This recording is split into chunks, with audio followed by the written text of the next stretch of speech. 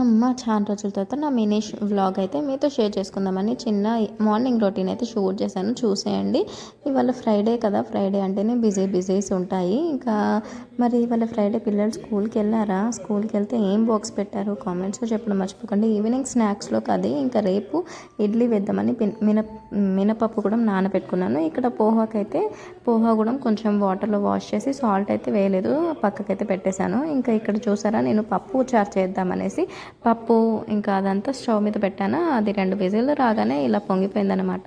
నిన్ననే మంచిగా కడిగి పెట్టుకున్నాను రా, ఇవాళ ఫ్రైడే కదా, మార్నింగ్ లేవగానే ఎలాంటి ఇబ్బంది ఉండదు, అంతా ఈజీగా అయిపోవాలి అన్నట్టు.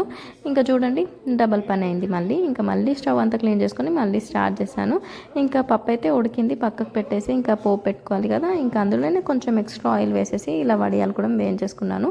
ఇంకా వడియాలు తీసేసిన తర్వాత అదే గంచులో పోపు పెట్టుకుంటే ఒక్క దెబ్బకి 2 పిట్టలు. ఎలా ఉంది ఈ ఐడియా? మీలో ఎంతమందికి ఈ టెక్నిక్ తెలుసు అనేది కామెంట్స్లో చెప్పండి, తెలియకపోతే ఫాలో అయిపోండి. ఎలాంటి రకాల అప్పడాలైనా మనం ఇలా వేయించేసుకొని పక్కకు పెట్టుకొని ఆ తర్వాత పప్పుచారు అందులో పోపు పెట్టేసుకున్నాం అనుకోండి, అటు గిన్నెలు కడగని అవసరం లేదు, ఇటు ఒక దెబ్బకి 2 పిట్టలు అయిపోతాయి. ఎలా ఉంది? సో ఇక్కడైతే మా పెద్దోడు బ్యాగ్ సదురుతున్నాను. ఎన్నిసార్లు సదిరినా మళ్ళీ అదే లెవెల్ ఉంటుంది మా పెద్దోడు బ్యాగ్.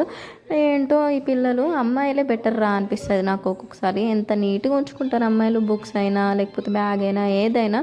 ఈ అబ్బాయిలు ఉన్నారా, ఇంకా తెస్తారు ఎక్కడ పడితే అక్కడ పడేస్తారు. స్కూల్లో అయినా అలానే పడేస్తారేమో, అయ్యో అనిపిస్తుంది.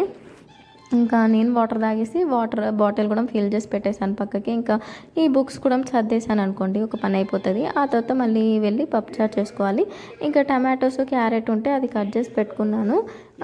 ఇవాళ ఫ్రైడే కదా, మార్కెట్కి వెళ్ళాలి ఈవినింగ్. కూరగాయలు ఏం లేవు ఇంట్లో, ఉన్న 2 కూరగాయలతోని, వీటిని కూరగాయలు అంటారా అసలు? నాకైతే డౌటే. క్యారెట్ ఇంకా టమాటో, ఈ రెండింటితోని పప్పుచారు అయితే చేస్తున్నాను. సో సింపుల్ రెసిపీ నాది. ఇంకా మీకు ఎవరికైనా ఇది డీటెయిల్గా కావాలంటే కామెంట్స్లో చెప్పండి. చాలా సింపుల్, కరెక్ట్గా కుక్కర్లో వేసి ఒక 3 విజిల్స్ వేసామనుకోండి, ఒక 10-15 మినిట్స్లో మనకు పప్పుచారు రెడీ అయిపోతుంది. అంత ఈజీ రెసిపీ అండి ఇది. దీంట్లో పెద్దగా ఇంగ్రీడియంట్స్ కూడా నేను ఏం వాడను. ఇంతకీ మీరు ఆనియన్స్ వేస్తారా పప్పుచారులో? నాకు అసలు నచ్చదు ఎందుకు ఆనియన్స్ వేస్తే, అందుకే నేను వేయలేదు.